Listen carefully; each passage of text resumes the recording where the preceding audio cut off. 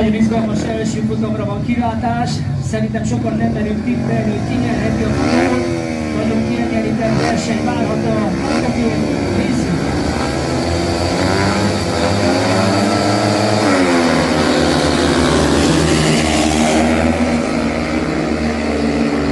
A Big Tennis az első, de csak annyi, hogy minden vonatban fehérrel Szentiszámban ez után az vezető. Harmadik helyen Jákobsen a Dán és negyedik helyen Greenberg, aztán az a szintén versenyző.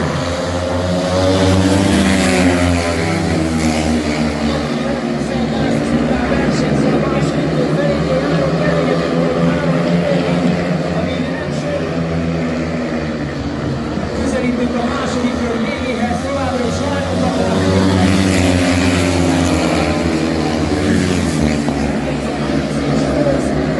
Csak a negyedik helyen, a harmadik helyen előtt már túl vagyunk.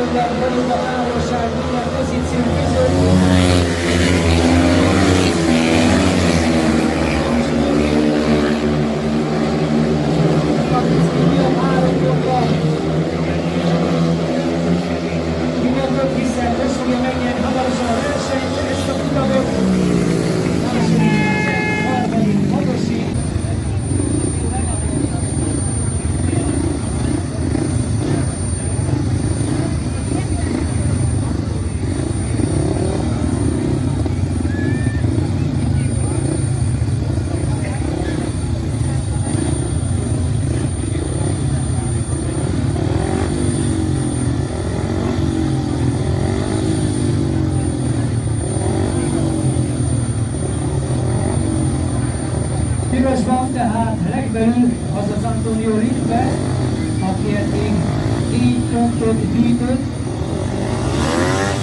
2 második helye van, most szeretne egy első helyen besöpölni, ezt próbálja meg megmutatni, Szerez Basszó és Szolcs.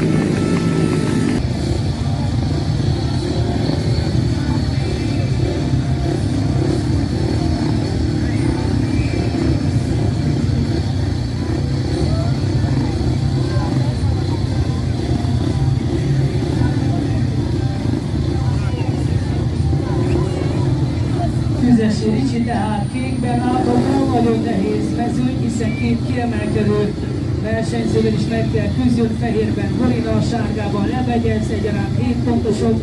Hát ha sikerülne Ricsinek pontot szerezni, nagyon szurkolunk a magyar tehetségnek.